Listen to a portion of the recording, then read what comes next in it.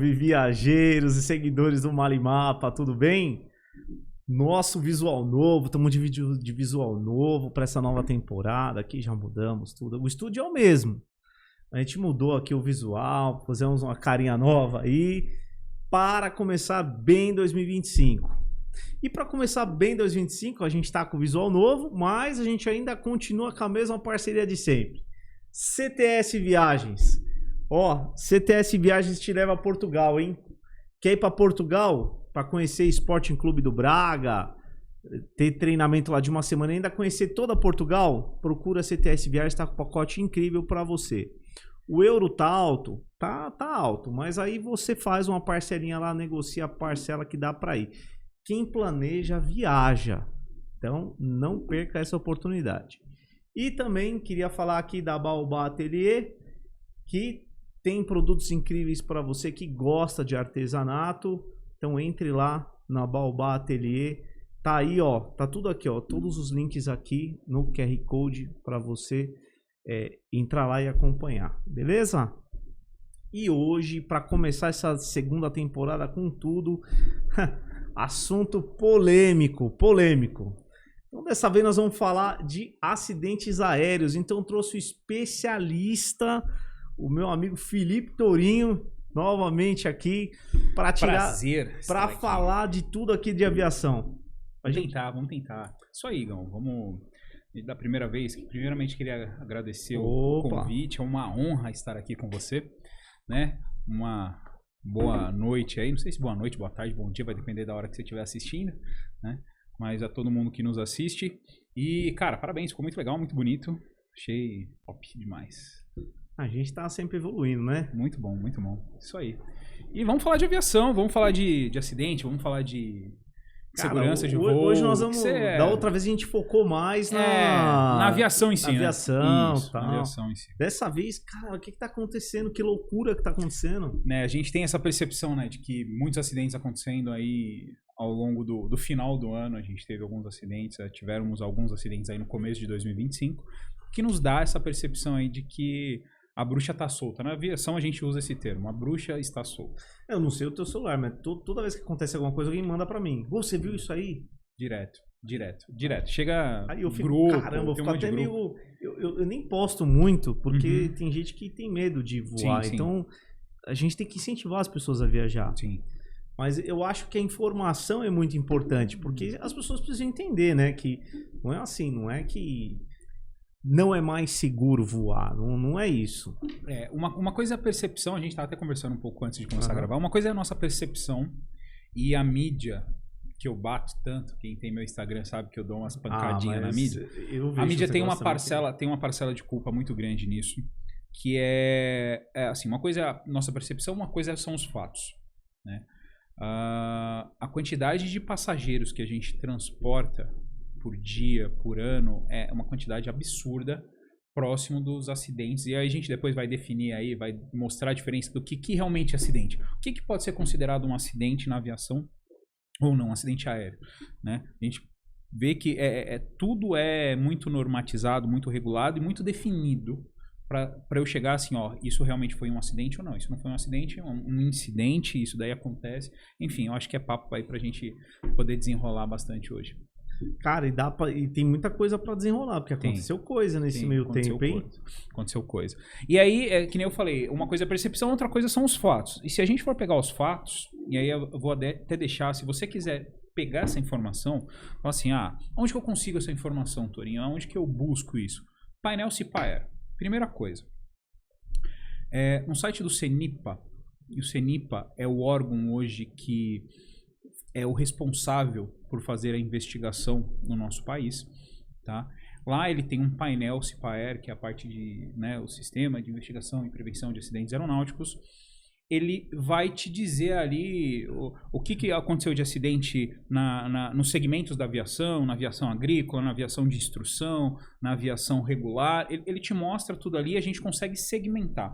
Uma coisa que eu não gosto que a mídia faz, isso aí para criar um certo sensacionalismo, coloca tudo no mesmo balaio, né? Então, a última que aconteceu aí, infelizmente, com a Passaredo, eles pegaram, nicharam, né? E falaram, olha, em 2024 morreram tantas pessoas a cada hora de acidente aéreo. E você não pode fazer isso. Você não pode simplesmente segmentar por tudo que a aviação já passou, né? E a gente não pode voltar lá na década de 60, na década de 50, onde se morria absurdamente por conta da aviação, e querer comparar com o que acontece hoje, que você tem uma quantidade absurda de voos acontecendo. São muito mais voos. Uma quantidade de pessoas absurdas sendo transportadas. A Azul, recentemente, né, bateu um recorde pessoal, vamos dizer assim, um recorde da própria Azul, que foi o transporte de mais de 103 mil pessoas em um dia, cara. Caraca, é muita gente. Você sabe o que é? Você tem noção do que é isso? Mais que muita cidade. Mais do que muita cidade. Outra coisa que se a gente puxar aí nas estatísticas, é a quantidade de pessoas que foram transportadas no ano de 2023. No mundo. No mundo. Noção ou não? Você tem noção? Porque ele já falou. Mas vamos lá. 4 bilhões de pessoas, cara. Metade da população. Metade da população mundial, teoricamente, né? Porque aí você pega as pessoas que voaram mais de uma vez. Sim, eu, por exemplo, voei um monte de vezes. E tem pessoas que não voam nada, né? Mas 4 bilhões de passageiros transportados é muita coisa, cara. Para você pegar uma quantidade, morreram, né, infelizmente por acidente, morreram 200 pessoas no ano de 2023, morreram 70 pessoas, morreram 80 pessoas. Cara, a quantidade de pessoas que morrem é muito pequena. É muito pequena. Entendeu? E a mídia que você falou de sensacionalismo, eu tava até falei com você, eu vi lá, tava vendo o programa lá na TV, avião arremete no aeroporto de Guarulhos. Se ele ficar em Congonhas ali 2 horas, ele vai pegar umas 15 arremetidas. Cara, arremetida é coisa normal, procedimento totalmente normal. Normal. Nunca vi avião cair por arremeter, né? Entendeu? Então, assim, é que nem a gente conversou na última vez, a questão da turbulência. Causa um certo desconforto? Causa um certo desconforto. A pessoa tá ali naquela ansiedade, né? Se a gente parar para pensar, em qual momento do voo? O voo ele tem 3 momentos principais. Ele tem a decolagem, ele tem o voo de cruzeiro, que é onde eu tenho a maior parte do voo, e eu tenho o pouso. Onde acontece o acidente? Estatisticamente eu falando. Acho que o pouso é mais. É pouso e decolagem. Pouso e decolagem. São os pontos críticos. Que né? é onde você está perto do chão. Quando você está longe do chão, você tem mais tempo para gerenciar e conseguir se livrar. Lógico. Torinho, mas o Gol não foi assim. Pô, o Gol foi um caso isolado, onde eu tive uma colisão. Então são casos isolados. Mas a maioria dos acidentes é pouso e decolagem, né?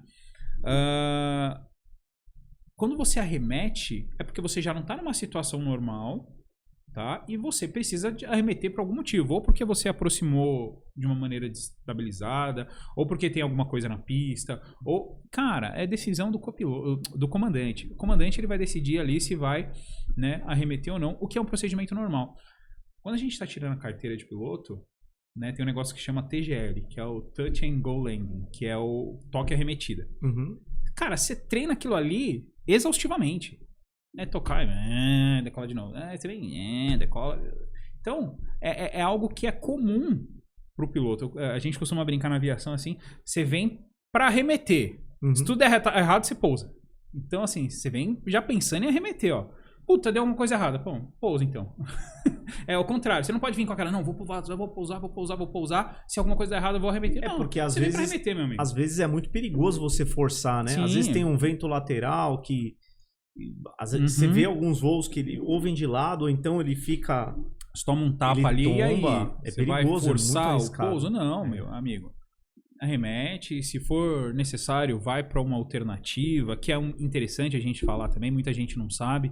Mas era para eu pousar em Campinas, acabei pousando em Guarulhos. Por quê? Cara, é uma alternativa, né? Você tem que ter ali combustível suficiente para ir para uma alternativa, para de repente fazer uma espera, né? Então, tudo isso é muito regulado na aviação, cara. Se não der, se você vai chegar a gente que opera, né, eu não sei se todo mundo sabe, eu trabalho na Azul Conecta, e a Azul Conecta opera os caravans. E a gente opera em muito aeroporto que você não tem ali os instrumentos para fazer um auxílio ao pouso ali que te permita, né, pousar por instrumento sem você estar visual com a pista. É tudo visual. né? A maioria deles. É Uhum. lógico, quando você vai fazer, né? Vai pousar em Congonhas, você vai pousar em Campinas, você vai pousar nesses aeroportos maiores, você tem ali os instrumentos. Agora, você vai pousar em Ubatuba, você não tem ali. Você vai pousar em Campo de Marte tem? Aripuanã, não tem. Visual, aproximação visual. Tudo visual, né? Você vai pousar em Aripuanã, lá no norte do Mato Grosso. É só a pistinha e o balizamento, meu amigo. Isso quando tem o balizamento, que são aquelas luzinhas que você tem em volta da pista. Tem muito lugar que tem não tem. algumas cidades que são até, uns aeroportos que são até razoavelmente, não são grandes, mas assim, recebe uma quantidade de voos. Por exemplo, Sinop, Sim. Mato Grosso. Você pega outras cidades que não tem, é só no visual. Só no visual. Só no visual. E A aí, o maioria, que na acontece? verdade. Você chegou lá, tá tudo fechado, você não consegue ver? Alternativa, vai pra alternativa. Qual que é a alternativa? Normalmente a alternativa é um aeroporto maior, próximo Sim. ali, que você consegue pousar. E na dúvida ele tenta aproximação. Não Sim, deu, você ele tem um arremete. mínimo que você pode ir, ó, você pode vir até aqui. Aham. Não pode passar disso. Então você vem até uma altitude de segurança ali, não enxergou nada, vai. Aí ele dá aquela voltinha. Pode no fazer a aeroporto, espera, né? de repente, né, uma névoa ali. Eu fui pra Barreiras recentemente, você até viu no meu Instagram, né? Eu vi. E tava muito feio o tempo. O tempo tava ótimo. De repente, do nada, cara. Do nada, assim, baixou uma névoa Que ali e fechou. complicado. Ainda o aeroporto fica alto, né? Ele ali fica é no alto alto. da montanha ali. E aí, Não é à toa que fechou. chama Barreiras, né? Chama Barreiras, Porque Aí, fechou o aeroporto. Assim, não dá pra ver nada. E faltava 30 minutos pro voo chegar. Eu falei, putz, se esse cara não vier pra cá, eu não vou embora. Porque eu tava querendo, né, ir voltar. mas aí ele desce em Conquista. Mas eu tava em Barreiras, né? Eu tava em Barreiras esperando ele chegar pra ir embora. E aí, olhando no Fly Radar, e falei, meu, daqui a pouco eu olho pro lado, aí abriu um pouco. Aí abriu. Aí eu falei, putz, na hora, né? Abriu na hora de pousar. Ele pousou. No que ele pousou, fechou, cara. Fechou assim e... E aí aquela massa, se desceu, sobe. Pra subir é um pouco mais fácil, né? Se desceu, É um sobe. pouco mais fácil. Tem né, determinadas situações ali que o comandante acha melhor não decolar. Mas normalmente, por questões visuais, assim, você vai decolar, você vai pro... E sabe o que é curioso? Uma vez eu tava em Chapecó. Chapecó. E Chapecó é famoso, né? Que se fechou um pouquinho já era. Uhum.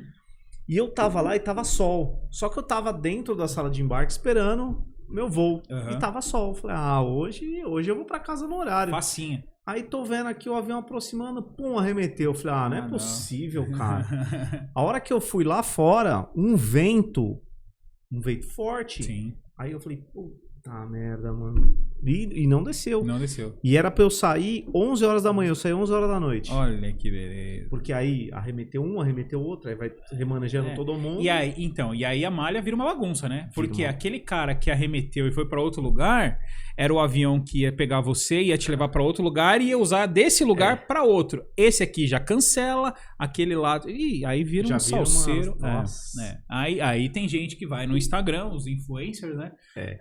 Porque essa empresa é uma bosta, não funciona nada. Aí, ó, o avião não vai sair por meteorologia, com certeza é manutenção. O que mais a gente escuta, cara? Cara, e é verdade, eu Muito. vejo bastante. É, O pessoal não faz reclamando. ideia do ideia. tamanho do... Vou falar um ditado pra você que a gente usa e você não vai esquecer nunca mais. A aviação é o meio de transporte mais rápido pra quem não tem pressa. Então, assim, você não tem pressa, você vai chegar rápido, cara. Agora, se você tem pressa, esquece. Parece que tudo é errado, né? Esquece. Puta, pior que é Entendeu? assim mesmo. Então, assim, não... eu tenho uma palestra importante à tarde, eu vou... Cara, se programa pra tentar sair um dia antes, vai tranquilo, sabe? Pega um hotelzinho, né? Conhece o lugar, né? Vai com calma. Então, assim, por quê? Porque tudo pode dar errado. Cara, e toda vez Tudo é pode dar verdade. errado. Quando você tá ansioso, putz, tô ansioso pra chegar lá. Esses dias, final de semana eu fui pra Porto Alegre. Né? Dando um spoiler aí da minha viagem, mas fui pra Porto Alegre. E aí o que acontece? Tava no voo de volta pra Porto Alegre e Guarulhos. O avião que ia sair de Campinas, ia fazer Campinas-Porto Alegre e Guarulhos. Não saiu de Campinas. Cancelou o Guarulhos. Lotou os outros. Resumindo, eu tive que ir pro Galeão, pra do Galeão conseguir fazer Galeão Campinas pra conseguir ir embora. E é isso, eu tô com horário pra... Ixi, já volta, era. E teu carro tava em Guarulhos. Em Guarulhos, peguei trem pra voltar pra... Olha o rolê. Faz parte. Mas é assim, vamos lá. Falando de aviação e falando de acidente. Isso que eu ia te perguntar. Você falou de acidente, incidente. Vamos lá, uma coisa que as pessoas têm que entender, eu tenho uma péssima mania, eu já falei isso em outros podcasts, em outras lives também, eu tenho uma péssima mania de ficar vendo comentários de qualquer... Eu dou risada, eu vejo as bizarrices. Mesmo aí, não conhecendo muito. Eu vejo o pessoal falando, foi culpa do piloto. Esse acidente foi horrível. Isso com certeza é um acidente. Cara, primeira coisa, a gente tem que entender que quem define, toda vez que eu vou falar de acidentes, que nem assim, se você chegar agora e me perguntar o que aconteceu com aquele acidente, porque óbvio, foi um acidente, em Ubatuba. Você me perguntar o que aconteceu? Eu falo, cara, não sei. Não sei o que aconteceu. O que aconteceu que a gente viu lá, que o avião varou a pista. Na aviação a gente chama isso de running excursion, né? Ele varou uma excursão de pista, né? E pegou fogo, explodiu, uma das asas ali bateu, né, na mureta ali, e é onde fica o combustível, pegou aquele fogo, todo mundo viu as imagens aí que passou. Mas o que aconteceu? O cara perdeu o freio? Eu não sei. O cara teve um mal súbito? Não sei. Eu vejo um monte de gente falando, com certeza o cara teve um mal súbito. Cara, eu não sei. Nossa, os especialistas de internet. Não sei. E quem que vai saber isso? Quem que vai, com certeza, né, ainda falar assim, e às vezes nem é com certeza, às vezes ele vai falar assim, pode ser que esse fator tenha contribuído, que é o tal dos fatores contribuintes. Sim, nunca é uma causa só, O CENIPA, ele define os fatores contribuintes, tá? Que aí pode se envolver manutenção, pode envolver fator humano, pode envolver fator, né, enfim, diversos fatores operacionais, que são os fatores que contribuem para que um acidente aconteça. Por quê? Porque o próprio CIPAER, que é o sistema todo, ele tem algumas filosofias que regem. Uma delas é, o acidente não acontece por uma causa isolada e sempre por uma série de fatores. Vou dar um exemplo. Em 2002, aconteceu um acidente no ar de duas aeronaves que bateram. Um Tupolev, que é um jato russo, e um DHL, da empresa DHL, um 757, um Boeing 757 cargueiro. E, cara, James Reason, que é o cara que né, ele fala da teoria do queijo. O que é a teoria do queijo? Não sei se você já ouviu falar. O que é a teoria do queijo? A teoria do queijo é o seguinte. James Reason fala o seguinte, que você imagina um queijo suíço. Qual que é a característica do queijo suíço? Os furos. Tá? Então ele fala o seguinte, se você fatiar um queijo suíço, você vai ter várias fatias ali com vários furos. Se você embaralhar tudo e colocar uma fatia do lado da outra, vai colocando um monte de fatia, qual que é a chance de todos os furos se alinharem? É pequeno. É baixa. E ele fala que a correlação com o acidente é tudo isso. O acidente acontece quando todos os furos se alinham. Então, quando você vê na aviação, os furos se alinharam. Eles estão citando James Reason, que fala da teoria do queijo suíço. Cada fatia de queijo daquela lá é uma barreira de segurança. Na aviação, a gente tem 3 principais barreiras que se dividem em várias outras barreiras. Quais são essas 3 barreiras principais que eu tenho? Regulamentação. Então, eu posso regulamentar e falar assim, operação só do comandante, é uma barreira de segurança. Operação só de dia, é uma barreira de segurança, é uma regulamentação. Eu posso barrar com treinamento, o cara vai treinar, fazer isso daqui. Então, treinamento é uma barreira de segurança. E tecnologia. Posso barrar com tecnologia. Então, treinamento, regulamento e tecnologia. É lógico. Quantas barreiras de tecnologia você tem? Inúmeras barreiras de tecnologia. Quantos treinamentos você tem? Inúmeros treinamentos. Quantas regulamentações você tem? Diversas regulamentações. Mas se dividem sempre nessas 3. James Reason fala o seguinte, quanto mais fatias, mais barreiras de segurança. Só que cada barreira ela tem uma falha, que é o furo. Né? Então você não tem barreira intransponível. Né? Para hacker, você fala assim, cara, isso daqui é uma barreira. O cara vai burlar de alguma forma. Ele dá um jeito. Então toda barreira ela tem a sua falha. Qual que é a ideia? Você colocar inúmeras barreiras para que se uma falhar, a outra pega. Entendeu? Esse é o segredo. Sim. Voltando, James Reason ele cita um acidente para falar da causalidade dos vários fatores, o da DHL com Tupolev.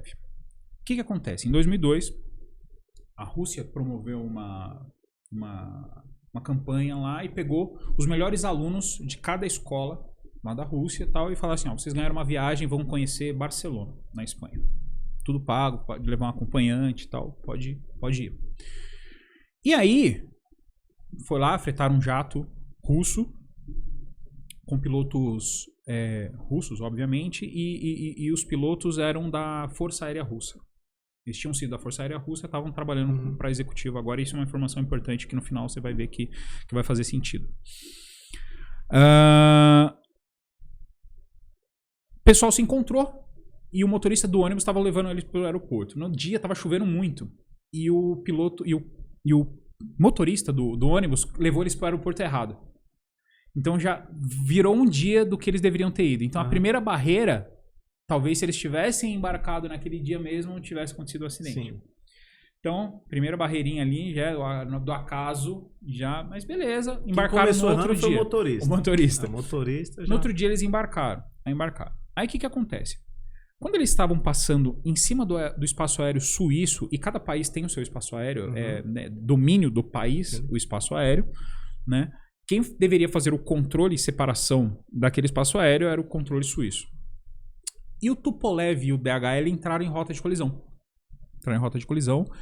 E tem um radar que detecta esse tipo de situação e que avisa o controlador lá atrás e fala assim, ó, tem 2 aeronaves em rota de colisão, você precisa, né, já definir o que você vai fazer. Vai mandar um para baixo, outro para cima e tal.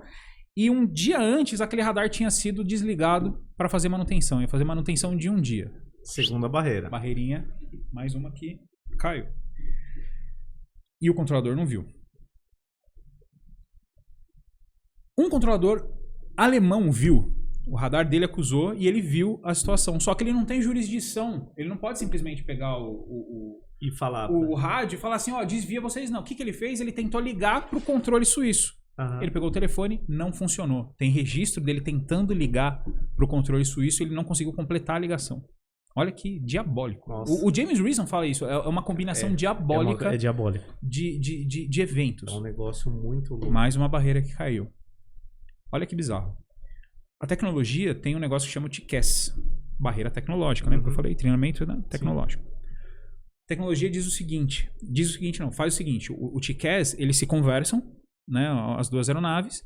E aí, se você não tem nenhuma ação, ele manda um para cima e o outro para baixo. Né? Ou seja, se você não fizer, ele faz por você. Mas ali o advisor, né? O aviso, né? Ele chegou e o TCAS falou, ó, traffic pro Tupolev, pull up, mandou o cara subir e mandou o DHL descer. Nessa fração de segundo, o controlador suíço virou pro Tupolev e falou, desce que você tá em rota de colisão. E aí, ele obedeceu o TCAS.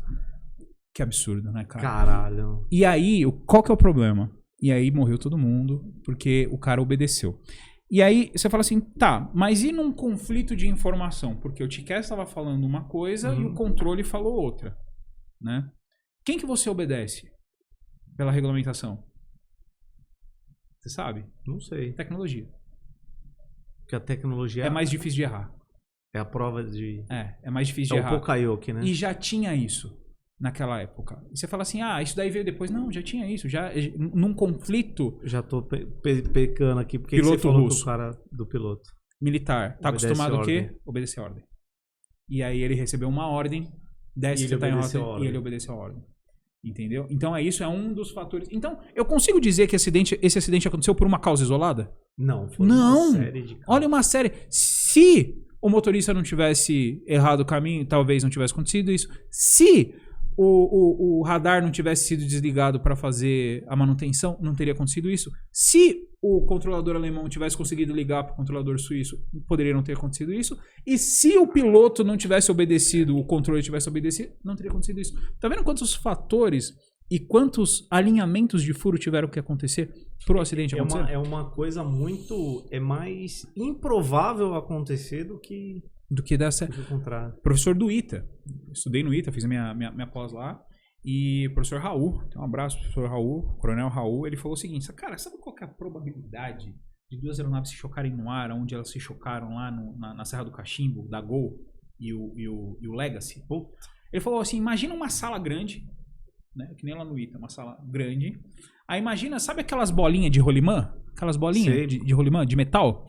Pega um, vai num canto da sala e o outro vai lá no outro lado. E os dois jogam ao mesmo tempo. Qual a chance dos dois acertarem? Nossa! E eles vão ficar um ano ali e não vão conseguir fazer uma bolinha pegar na outra. Ele falou, a probabilidade é quase a mesma.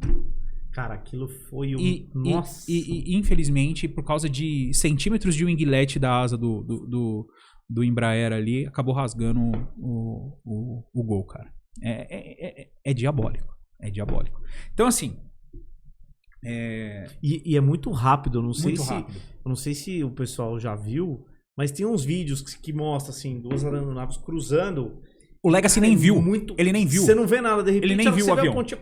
Ele nem viu o avião. Não, ele nem viu. sabe. Porque ele só sabe que ele bateu. De moto. Não, isso os caras da. Não, isso os caras da Gol, do Boeing. Os caras do Boeing, eles estavam conversando de moto, falando de. Né? Que tinha comprado uma moto nova e tal. E eles nem viram também o que bateu neles e morreram sem saber o que tinha acontecido. O do Legacy, se você pega o áudio dele, ele fala assim: nossa, o que foi isso? Pô, será que a gente bateu em alguma coisa? Ele não tá ligado o que aconteceu, cara. Ele nem viu o avião. Nossa, cara. E nasceram de novo. Você imagina. Eles pousaram lá com a ponta da asa estourada. Desce a 800 km por hora. Se o outro tá 800... O outro tá 800, 1.600. Você nem vê. Cara, é mais de Mach 1. Mais de velocidade do som. Caraca, é muito então, rápido. É muito rápido. Mano. Então cortou que nem uma manteiga, né? Corta que nem uma manteiga a fuselagem. Então, assim, são fatalidades que acontecem, né? Que, é lógico, se você tiver mais barreiras, quanto mais barreiras de segurança você colocar, mais improvável de acontecer o evento, obviamente. Sim. Né? Então, tem coisas que a gente precisa definir. Por exemplo, o SGSO, que é o Sistema de Gerenciamento de Segurança Operacional, que é o que, né, ajuda a gente administrativamente criar essas barreiras, né, a enxergar, identificar perigo, a gente precisa definir o que é perigo, né, o básico. O que é perigo, o que é uma ameaça, né, o que é uma consequência e o que é um risco.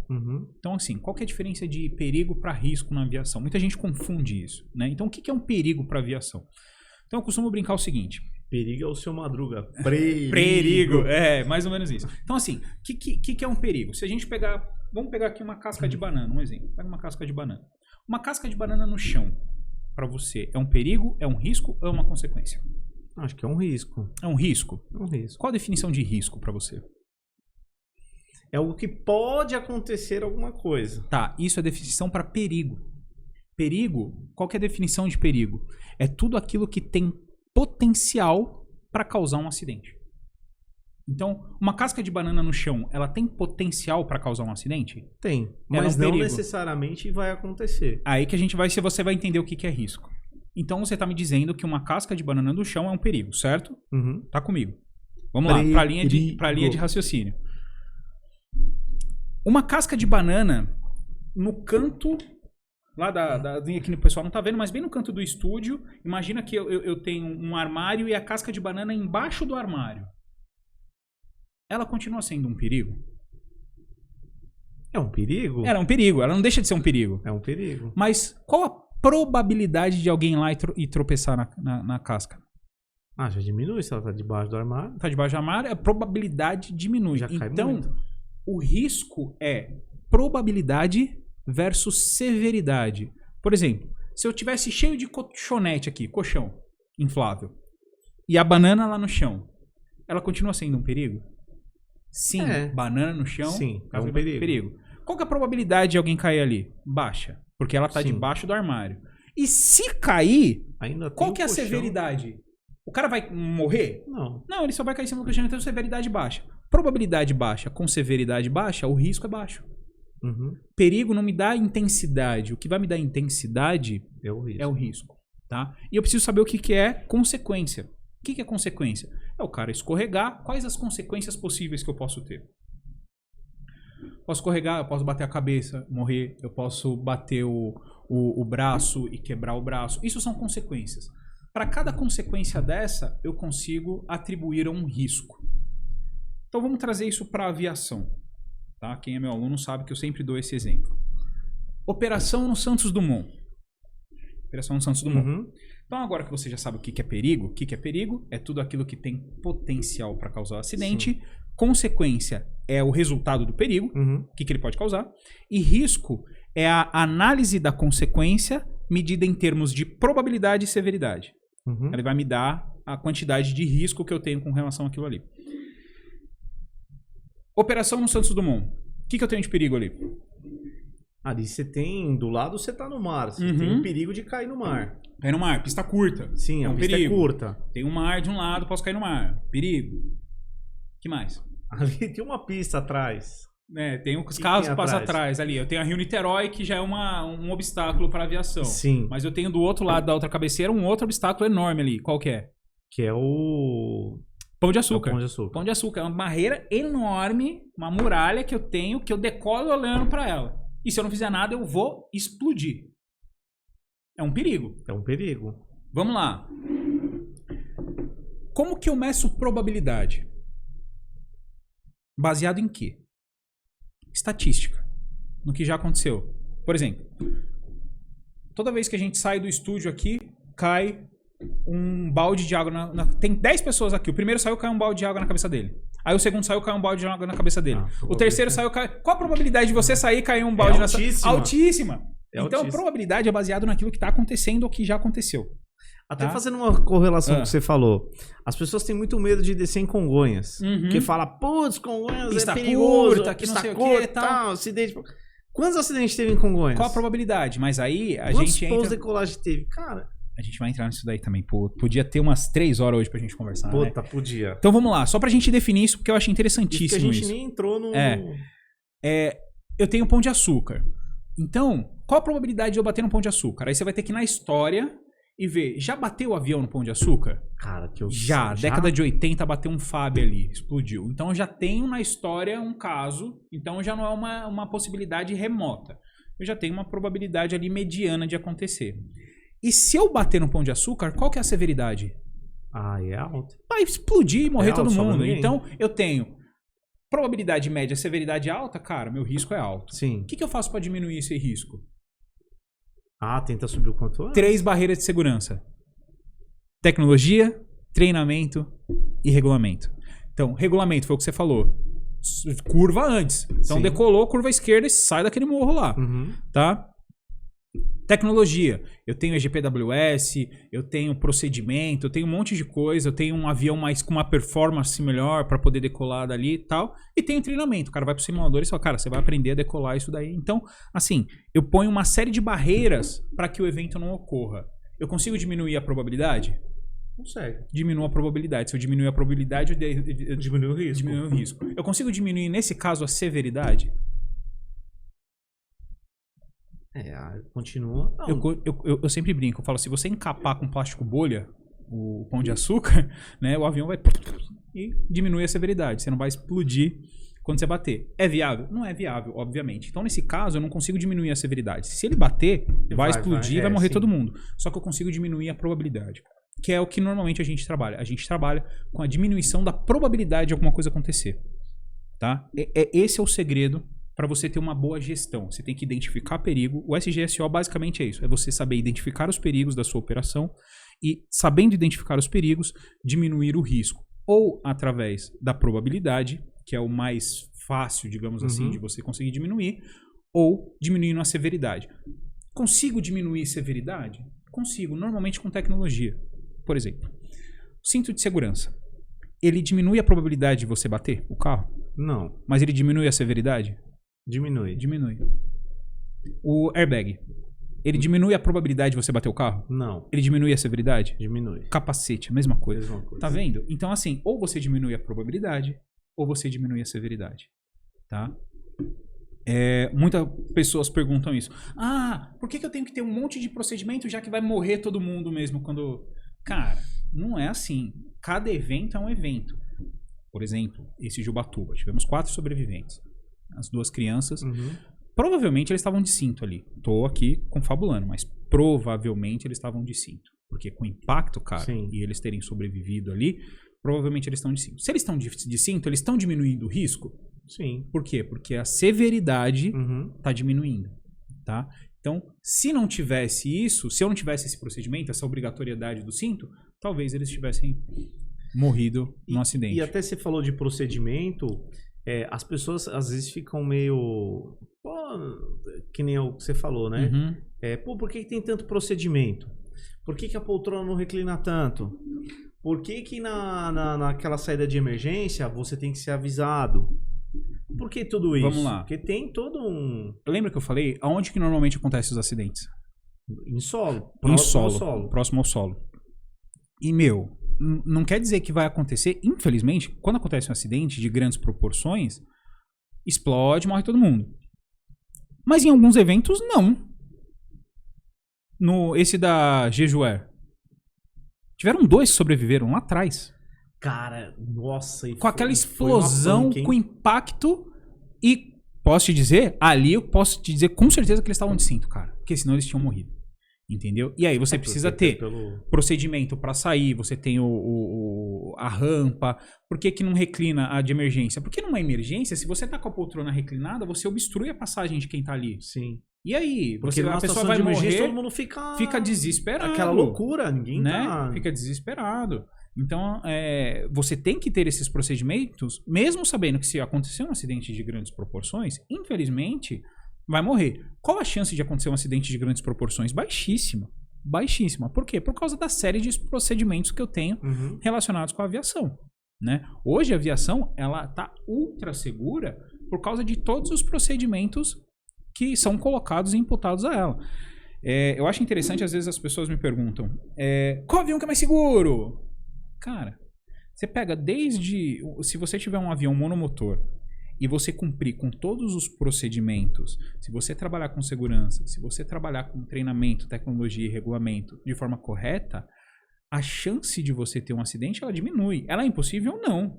Não é impossível. Pode acontecer? Pode, mas já diminui muito. Do que você pegar um avião, que é muito condenado aí, porque acontece acidente direto, por exemplo, o King Air, que é um avião motor, um baita do avião. Infelizmente aconteceu um acidente com a Marília Mendonça, depois aconteceu um acidente com aquela família que eu não lembro de onde que era. Tá? E aí o pessoal fala, pô, o King Air não é seguro. Mas aí, será que é o avião que não é seguro ou será que a operação não está segura?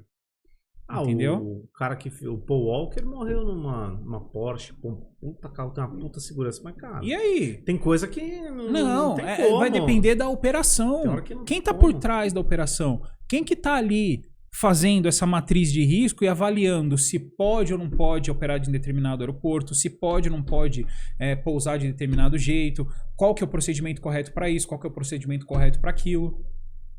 Você entendeu? E você falou desse avião da Jejuer, o que aconteceu? Porque cara, no vídeo que eu vi, ele não tá com trem de pouso.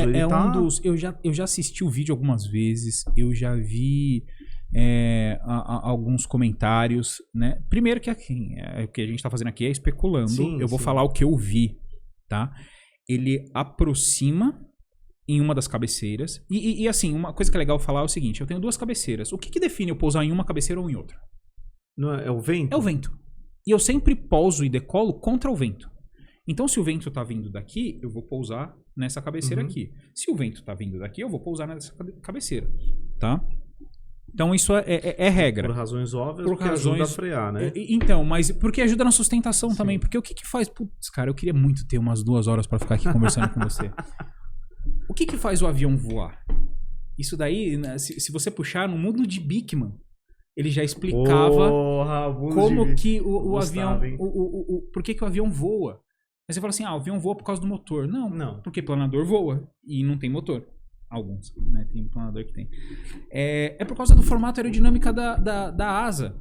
Então, por conta do formato aerodinâmico, onde eu tenho, né, uma curvatura maior ali no extradorso da asa e eu tenho uma parte reta no intradorso, por causa da aceleração do fluxo em cima, isso me gera uma força de sustentação.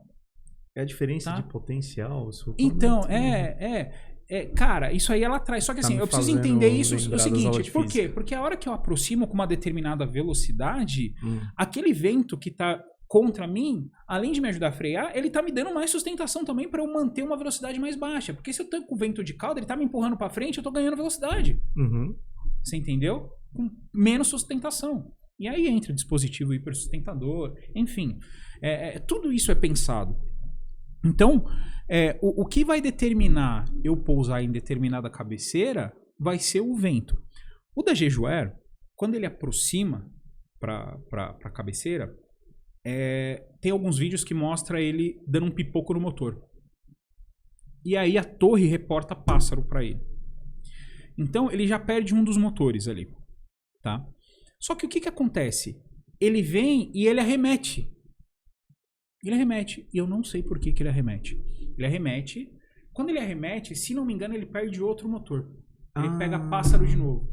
E aí ele tenta pousar na cabeceira oposta. O que é uma fatalidade, cara. Porque assim, qual o problema de se pousar na cabeceira oposta? Você vai pegar o vento contrário, né? Você não tá vindo estabilizado, né? Porque quando você vem na cabeceira certa, você já vem estabilizado ali com uma certa distância. Você tá muito próximo do aeroporto para você fazer um 180 ali e pousar. O certo seria fazer o circuito de tráfego de novo e você voltar para tentar o pouso novamente. Ele tenta voltar para a cabeceira oposta.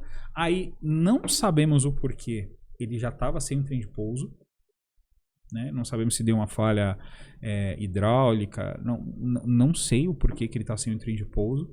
E aí ele tenta pousar e aí ele já toca bem avançado na pista com uma velocidade muito alta e não consegue parar, cara.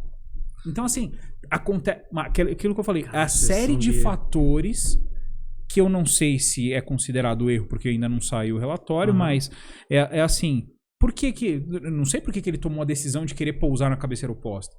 Entendeu? Pô, de repente ele julgou ali que era mais fácil, que ele não ia conseguir fazer a curva, porque ele já tinha perdido o segundo motor, né? E que ele vem para pouso e não consegue parar. Não sei, cara. Não sei. É bizarro. E os dois sobreviveram, eram tripulantes ou não? Eram tripulantes. Eram os comissários que estavam lá atrás. Porque você pensa, vamos supor, sobrevive eu que não sou tripulante.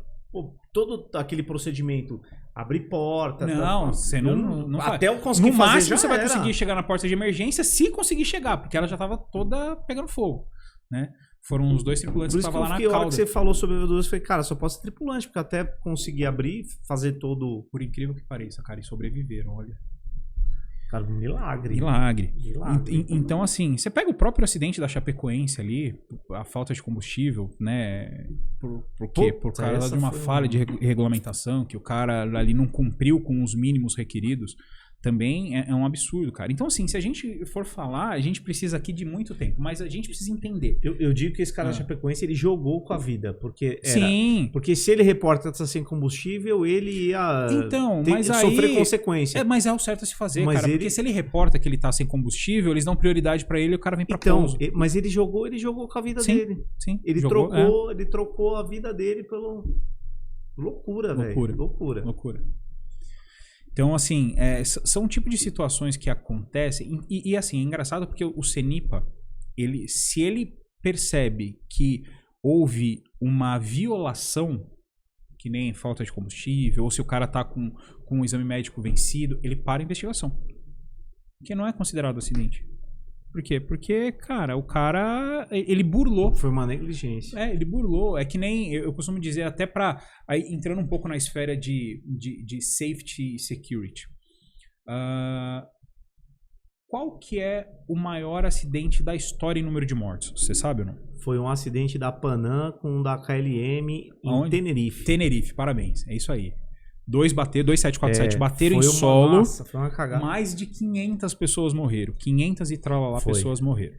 Tá? Porque eram 2747. 2747. 21747. Bateram. 500 e poucas pessoas morreram.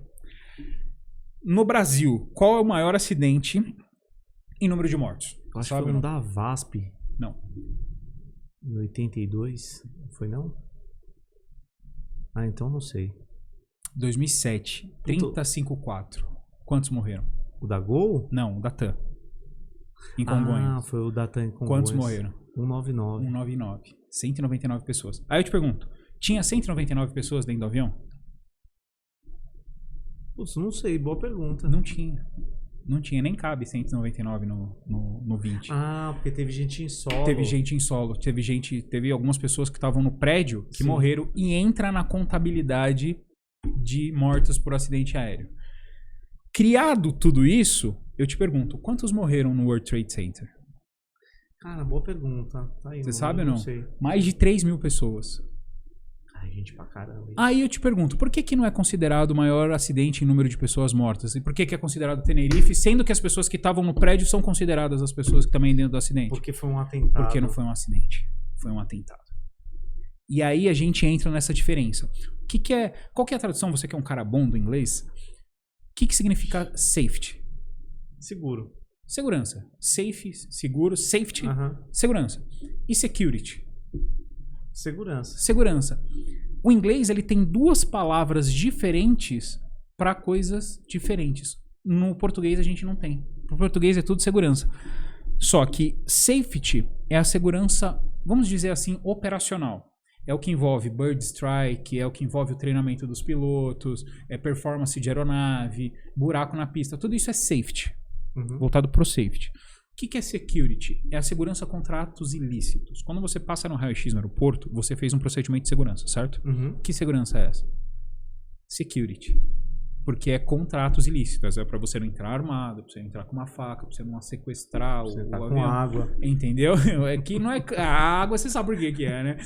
O cara não sabe. Ele não sabe que é água. Que ali pode ser, né? Que o cara Pode ser outra coisa. Né, entrando com álcool ali, alguma coisa. Agora... Então, esses procedimentos, por exemplo, o entorno, que é tudo cercado, que tem lá a área restrita, tudo isso daí é voltado para security, tá? Que são procedimentos contra atos ilícitos. Costumo brincar o seguinte, se tem uma vaca na pista, é safety ou security?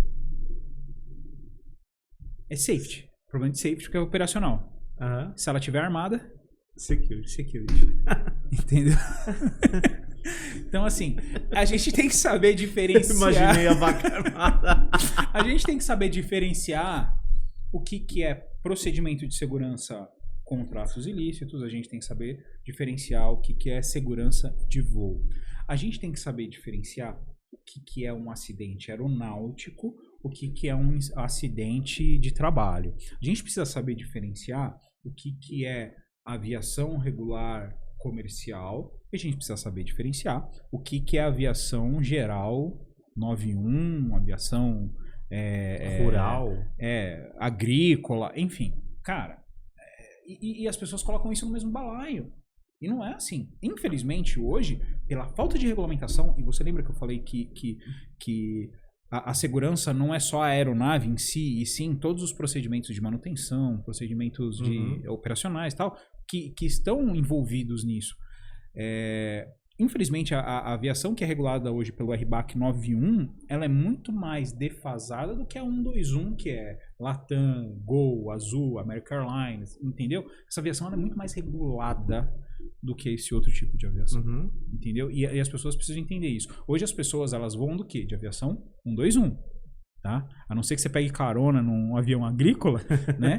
Você vai voar você vai para Disney, você vai de aviação 121, uma aviação regular. Você vai daqui para Manaus, você vai de aviação 121, a maioria das pessoas vão de aviação 121, que a operação é extremamente regulada, cara. Extremamente. A gente recebe a auditoria da ANAC, que é a agência reguladora, né, de aviação. A gente recebe a auditoria, se você tem uma certificação IOSA ou uma certificação ISA, por exemplo, a IATA, que é um órgão mundial, ela vem e te audita para você manter essa certificação. E ela vai te auditar na área de manutenção, ela vai te auditar na área operacional, ela vai te auditar na área de despacho de voo, ela vai te auditar na área, enfim, de comissaria, ela vai te auditar, cara, em diversas áreas. Tem uma coisa que a galera fica com um puta de um cagaço. Você falou de sensacionalismo? Aquelas fitas que os caras parecem um silver tape que coloca na asa. Speed tape. Cara, ela fala, nossa, estão fazendo uma gambiarra. Não. Aquilo é totalmente previsto, tá? Você pode, sim. Por exemplo, cara, vamos lá. Na aviação tem um negócio que chama MEL, tá? Que é o Minimus Equipment List. O que é o MEL? Não é doce. E não é doce. Eu lembrei do Procurando Nemo. Mel. Mel. E não é doce. Eu tinha um professor que brincava isso, que o mel não é doce. A MEL, ela te permite liberar uma aeronave mesmo com determinada pane. Olha que bizarro, né? Então, por exemplo, se você tá com... Vamos pegar o caso do equipamento de ice lá, o anti-ice, que tem os boots lá e que tiram o gelo. Se aquele equipamento tiver inoperante, eu posso voar? Putz. Olha que pergunta interessante. Parei lá em Manaus. Desci com a TR lá em Manaus. Parei lá. Aí a gente pensa, mas deu é calor, pane, só que, pô, lá deu em cima... Deu pane no sistema de antigelo. Eu posso sair de lá? eu tenho que consertar lá antes de sair? Pelo jeito pode. E aí minha base de manutenção não é lá. Minha base de manutenção é Guarulhos. Ou tem isso é interessante E pra aí? caramba, fiquei sabendo disso aí. E aí, eu consigo sair da aeronave de lá? Consigo. Eu vou na Mel, a Mel vai falar assim, ó, o equipamento X aí de degelo, você pode, desde que você não voe em condições de gelo, desde que você conserte isso em 10 dias, ele vai te dar uma série de restrições para você poder sair dali e fazer a manutenção em outro local. Fazendo uma analogia com quem acho que a maioria das pessoas dirige, existem as luzes do painel, são as amarelas, que são aquelas que existe uma falha, mas você pode gerenciar. Sim. E a vermelha você tem que parar imediatamente. A gente tem um ditado na aviação. Verde pode, amarelo não pode, vermelho explode. Então essa é a mesma ideia. É a mesma ideia. Então tá verde, meu amigo, vai embora. Amarelo? Não pode. Mas, né, gerencia. Vermelho explode. E então, o que tá, o conceito é o mesmo. E o que tá com poeira, o botão que tá empoeirado não mexe. Porque normalmente é assim. Então, a gente tem esses gerenciamentos. Eu posso operar com uma determinada trinca. Você vai lá, mede a trinca, manda pro fabricante e ele vai avaliar se aquela trinca ali você pode voar ou não. Se você pode tirar a aeronave dali ou não. Entendeu? Então, assim, é tudo muito regulado. É tudo muito pensado.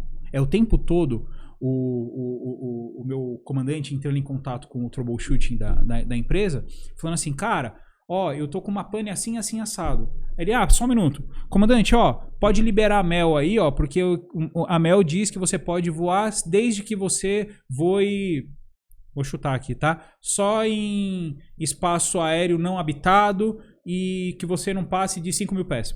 Tô chutando aqui, tá? Beleza, comandante, tá liberado aqui, vai pra próxima base de manutenção, tô indo pra Cuiabá, lá a gente resolve isso, porque tô liberando, tô despachando Mel. Porque o que você falou é interessante, todas as companhias aéreas, elas têm a base de manutenção. Sim. Então, por exemplo, vou dar um exemplo aqui, a Azul, a base Campinas, em Campinas. Maior centro de manutenção da América Latina. O avião, ele pode pernoitar em Guarulhos? Pode. Mas, no período de manutenção, ele pernoita em Campinas. E eu tenho que saber que eu tenho duas manutenções. Eu tenho a manutenção programada, que é aquela que eu paro a aeronave em um determinado tempo para fazer uma determinada tarefa. 10.000 quilômetros. É mais ou menos isso, é por hora de voo, né? Eu posso controlar a tarefa ali equipamento por hora ou é por data ou por ciclo. Sim. O que é ciclo? Um pouso, uma decolagem, um acionamento, um corte do motor, tá? Mas eu tenho os meus mecânicos, por exemplo, em Congonhas, eu tenho meus mecânicos em Guarulhos, que eles vão fazer ali reparos, né? Ou fazer uma inspeção ali de passagem, que é de trânsito, que a gente chama. E eu tenho o meu centro de manutenção, que é em Campinas, o da Gol é em Confins, entendeu? Da Latam tinha, que era em São Carlos, não sei se é ainda. Mas assim, cada empresa tem o seu centro de manutenção, onde você concentra, porque imagina você ter que ter um motor em Confins, um motor em Cuiabá, um motor em Manaus, um motor em Belém, não para em pé. E outra, tem aeroporto que você não pernoita. Sim, vários, aliás. Você não consegue pernoitar. Só os grandes. Você não tem hangar. Você vai chegar em Guarulhos hoje, você tentar achar um hangar de manutenção, você não vai achar. Entendeu? Em Guarulhos tem até um caso interessante, que a TAM, na época, antes de ser a TAM, ela tava com um problema num trem de pouso lá, o mecânico, esses de trânsito, achou uma trinca no trem de pouso lá, entraram em contato com a Airbus falou, negativo, não pode decolar com essa aeronave daí, né, porque a gente não garante, tem que fazer a troca do trem de pouso. E para fazer, não tinha hangar de manutenção. E pelo manual, obrigatoriamente, você tem que estar num local fechado para fazer a troca do trem de pouso. Aí os caras, e agora? Vamos construir um hangar. Aí, uma tenda. Projetaram lá, pegaram. A tenda só não pode voar. Nos últimos 10 anos, qual foi o vento mais forte que deu? Foi um vento de 60 nós. Vamos criar uma tenda para 70 nós, então. Vamos colocar o coeficiente de cagaço ali. Vamos criar uma tenda que suporte 70 nós. Tô chutando também valores. Construíram. No outro dia deu um vento de 80 nós, levou a tenda embora. Verdade. Ixi, pergunta para qualquer um da aviação desse tema aí da tenda de Guarulhos para TAM. Isso, ficou parado esse avião um tempão lá, cara. Tempão lá porque não podia sair, não liberava a Mel. Não pode tirar o avião porque ele não pode voar. Só que ele não pode ficar lá porque não tem hangar. Aí colocaram na remota lá e largaram o avião lá. Até construir o hangar. Aí construíram o hangar. Mano, que prejuízo. Quase uma trinca. E você tinha falado de cara, você prometeu falar e não falou. Não falei, o quê? A diferença de incidente pro acidente. Acidente, incidente e incidente grave. A NSCA 3-13, que é a norma do Sistema do Comando da Aeronáutica, Nossa, foi no detalhe, menino. é o seguinte, ela diz que acidente é todo... Aqui eu vou falar com minhas palavras, depois se vocês quiserem pesquisar também, ela é domínio público, vocês conseguem baixar. Acidente é qualquer evento que tenha lesão grave, aí tem a definição de lesão grave, lesão fatal, ou que a aeronave tenha que ter grandes reparos. Ou que a aeronave seja considerada desaparecida também. Mas tem que acontecer alguma dessas coisas dentro do período em que a primeira pessoa embarca com a intenção de realizar um voo até que a última tenha desembarcado. Então, nesse período, se acontecer qualquer uma dessas coisas que eu falei, uma pessoa morrer, pelo fato de estar no voo, tem um aluno meu que fala assim, professor, mas e se o cara morrer do coração? Não é considerado. Pelo fato dele estar no voo. Mas ele morreu do coração porque ele estava com medo da turbulência. Eu falo, para. Vamos parar por aqui, né? Então, assim, tem que ser pelo fato de... Eu não posso chegar a te matar no avião e ser considerado um acidente. Então, eu tenho que morrer pelo fato de estar na aeronave. Pô, deu uma turbulência, o cara quebrou o pescoço, morreu. Acidente, Se eu tropeçar no corredor e cair... Tropeçou no corredor, caiu, quebrou a... Aí que tá. Se for fratura simples dos dedos ou do nariz, não entra nessa contabilidade. Porque pode acontecer e normalmente tem que acontece. se arrebentar todinho. Fratura exposta, lacerações, hemorragia interna, né? Ou fratura não simples, né? Do crânio, enfim. É considerado... Se você estiver nesse período entre a primeira a embarcar até a última a desembarcar, pode estar no solo com o avião desligado. Se estiver nesse período, é considerado acidente aeronáutico. Caiu da escada a hora que tava saindo. Acidente aeronáutico, tá? E aí vai ter todo o desdobramento, é lógico. O CENIPA vai ver se vai investigar, se não vai investigar, enfim. Mas é considerado, pela regra, acidente aeronáutico. Diferente do que se um avião está sendo rebocado, acionado, suga o mecânico. Não é acidente aeronáutico. Porque não está nesse período entre a pessoa embarcar e desembarcar. É um acidente de trabalho, uma fatalidade, infelizmente. Mas não é considerado acidente aeronáutico. O que é um incidente grave? É aquilo que teve tudo para ser um acidente, mas não aconteceu. Avião varou a pista, mas parou antes de cair no barranco. Tinha potencial para ser um grande acidente? Sim. Tinha. Aconteceu? Não. Incidente grave. TCAS, desviou um do outro. Putz, quase pegou um no outro. Mas não pegou, ninguém morreu. Não... Foi acidente? Não. Incidente grave. Por quê? Tinha potencial para ser um grande acidente. O que é o incidente? Porque são esses três que a gente define. O que é o incidente? É tudo aquilo que por algum motivo afetou a segurança, mas não teve grandes consequências. Estouro de pneu, né? O cara caiu num buraco ali, estourou a roda e tal, mas não tinha potencial para ser um grande acidente. Então tudo que não é acidente nem incidente grave se enquadra como acidente. É muito subjetivo às vezes? Mas precisa dessa classificação para saber se o CENIPA vai investigar ou não. Entendi. Show? Entendi, show. Cara, eu queria de verdade... Tira as dúvidas pra caramba. Muito mais horas aqui pra gente conversar. Você é louco. Cara. A gente já conversou antes. A gente já conversou, já teve muito papo A antes. gente já tava na resenha antes aqui, falando de todos os acidentes aqui a gente falou. Só não falamos daquele que eu vi um documentário, eu acho que foi na Netflix, que falou do 737 MAX. Conta a história da Boeing. Tem uma história política por trás, né? Tem. Comercial. A cagada começou muito antes. A cagada começou nos anos 90. Sim. E aí... E a gente tá falando de um gol da aviação, né? Porque, o 737 é um avião muito consolidado aí, né? E aí, por conta, num resumo muito grande, por conta da redução de combustível, a Airbus lançou o A380, se eu não me engano, ou 320. Então, não, o 380 é o bitelão lá, é o grande... Aquele é o grandão. 20 é o concorrente, 320. O 20 é o concorrente do 37. Então é ele mesmo, o A320, que ele fazia um trajeto... Igual do 37 com menos combustível. Por quê? Porque eles deixaram de investir e tal, e eles lançaram o 737, aí tem algumas condições lá a turbina, como ficava, porque o avião, ele tem uma altura, então ele teve que fazer um remanejamento da posição das turbinas. Isso gerou um efeito colateral que quando decolava, ele podia estolar. Estolar, né? E dar aquela... Ele perder a sustentação. Né? Isso. Aí ele dá aquela empinada, né? Pra quem não tá... E aí ele coloca um sistema que eu não me lembro o nome agora, que corrigia. Só que, o que aconteceu? 3 aviões na hora de decolar, o sistema entendeu que era pra corrigir e não era pra corrigir. E aí o piloto ficava brigando e caiu. Aí caiu um da Egyptian, caiu um outro acho que foi da Malaysia. Tá, eu não lembro agora. Cara, virou um rebuliço. É maravilhoso. Você assiste. Minha esposa assistiu e eu não assisti. Eu não sabia um monte de coisa da aviação. E aí eu fui assistir isso aí. E assim, é legal que você. Eu sou muito curioso, adoro curiosidade. E aí eu assisti. Quando terminou, cara, eu entrei na internet, comecei a pesquisar tudo pra entender o que era aquilo lá e tal. E eu falei, caraca, como é. E aí teve falta de treinamento naquilo que você explicou das 3 barreiras. Faltou treinamento por coisas políticas que aconteceram na época, né? Tem também. Mas, cara, basicamente isso. Basicamente, o que vai definir? A questão do Max tem um monte de gente que falou que, pô, não vou mais de Max. Eu fiquei com medo. Baita aeronave, tá? Tem a questão tantos política. Aviões que tinha, só CT3, aconteceu 2 ou 3 acidentes. Quando a comunidade, né, quando a ICAO ou o próprio FAA, o FAA é a agência que regula a aviação civil nos Estados Unidos. Aqui a gente tem a ANAC, nos Estados Unidos tem a FAA, na Europa tem a EASA, são agências que regulam a aviação. Se o FAA ele entende que uma aeronave é um risco, ela graudeia, a gente usa esse termo, graudeia, que é graudear de solo, de deixar no solo. A gente deixa a aeronave no solo, vamos graudear essa aeronave.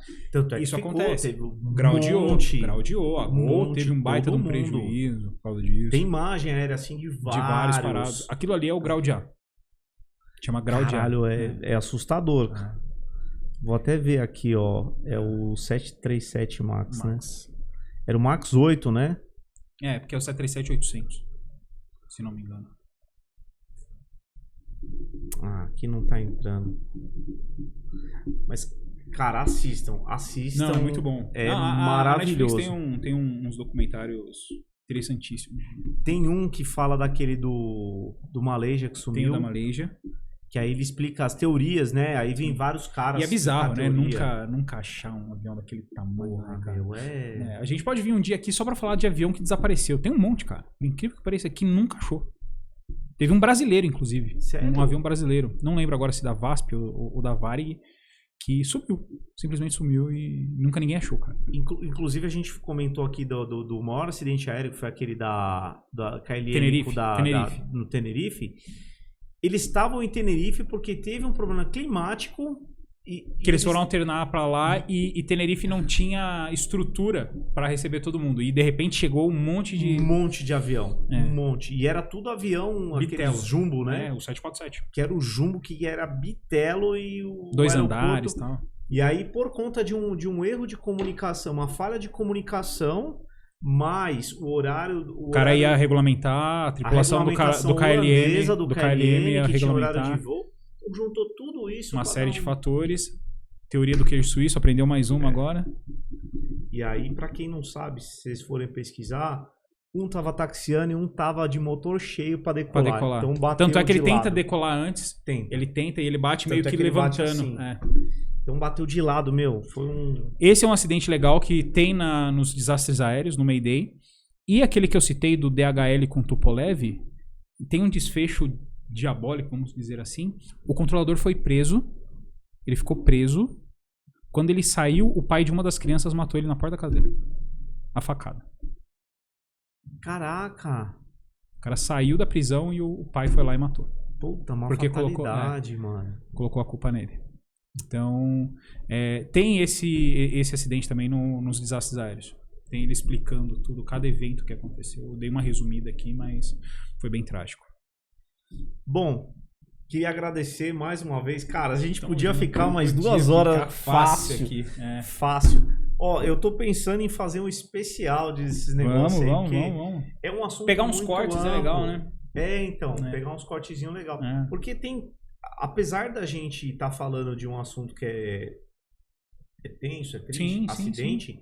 Mas é importante a gente saber... É isso que fomenta a segurança. Quando... Bom, a gente fez Senai, né? Sim. No Senai, nas aulas eu lembro de solda, ele falava assim, a diferença entre o medo e o respeito. Sim. O medo é quando você não conhece o equipamento. Quando você conhece o equipamento, sabe Você tem como respeito. trabalhar com ele, você tem respeito. Sim. Pode acontecer algo que você falou, pode acontecer acidente? Pode. Mas muita coisa é evitada porque você sabe seguir os procedimentos. Então, existem acidentes, mas o fator principal, não tenham medo de viajar, não deixem de viajar por conta disso, porque é uma coisa que acontece, e você tem mais chance de morrer dentro de casa No transporte para o aeroporto. ou no transporte do aeroporto do que no avião.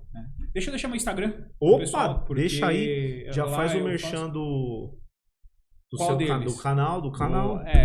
Isso daí ainda é projeto, mas se você entrar lá no Instagram, eu vou começar a soltar várias informações para esse ano, vai ficar bem bacana. Tenho já alguns videozinhos ali explicando o que é CENIPA, o que é CIPAE, o que é Seripa. Então, você já consegue já ter essas informações ali. É Felipe, com I no começo e E no final, .tourinho.